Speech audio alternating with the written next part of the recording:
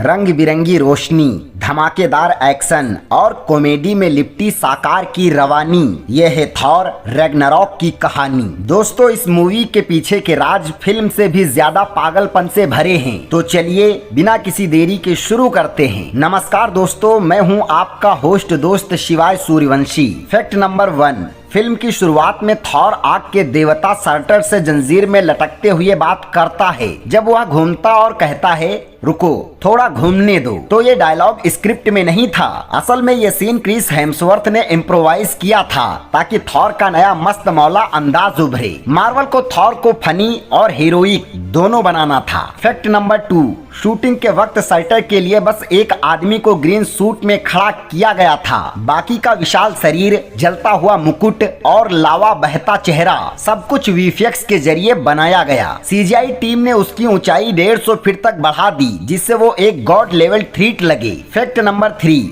Hulk और Thor के जिस एरेना में लड़ाई होती है वो सीधा प्राचीन रोम के कोलिसियम से इंस्पायर्ड है। मार्वल चाहता था कि यह फाइट एपिक और हिस्टोरिक एहसास दे, जैसे योद्धा हजारों दर्शकों के सामने भिड़ते हैं। इसीलिए एरेना के चारों ओर लगे रंगीन झंडे, ऊंची दीवारें और दर्शकों की सीटें, ये सब रियल आर्किटेक्चर से मैच करती हैं। फैक्ट नंबर 4, वल्करीन लॉकी को हराकर हथकड़ी लगाती है तो दोनों के बीच एक जबरदस्त फाइट होती है। दोस्तों, इस सीन को टीसा और टॉम ने बिना बॉडी डबल के शूट किया था। दोनों ने फाइट कोरियोग्राफी की पूरी ट्रेनिंग ली थी ताकि हर मूव असली लगे। फैक्ट नंबर 5, हेला के सिर पर जो कांटेदार मुकुट और काले ब्लेड लगे होते हैं, असल में कैट ने सिर्फ एक टाइट काला सूट पहना था। उसके सारे हथियार और पोशाक को बाद में कंप्यूटर से जोड़ा गया। मार्वल को हेला को मौत की देवी जैसा बनाना था और वीएफएक्स ने वो कर दिखाया। फैक्ट नंबर 6, जब थॉर म्योल्निर फेंकता है और हेला उसे एक हाथ से तोड़ देती है तो वो बैकग्राउंड हरे पर्दे पर नहीं, ऑस्ट्रेलिया के एक रियल लोकेशन पर शूट किया गया था। इससे सीन में असलीपन आता है।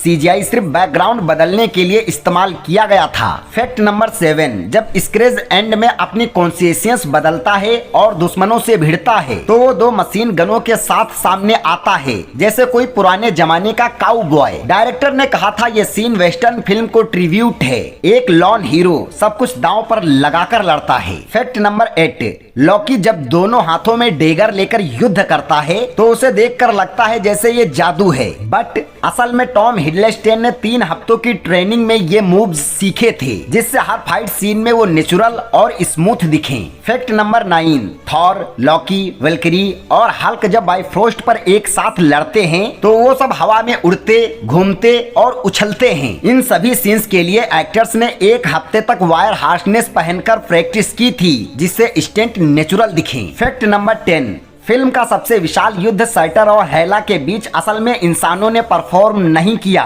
ये पूरा सीन एआई बेस्ड सिमुलेशन और एनिमेशन टेक्निक्स से डिजाइन किया गया था, जैसे 2 दिव्य शक्तियां आपस में टकरा रही हों बिना इंसानी रोक टोक के। तो दोस्तों, ये थे थॉर रैग्नारॉक से जुड़े कुछ ऐसे अननोन फैक्ट्स जो इस फिल्म को और भी खास बना देते हैं। अगली बार जब आप ये फिल्म देखेंगे तो हर सीन में छुपा राज शायद आपको साफ नजर आ जाए।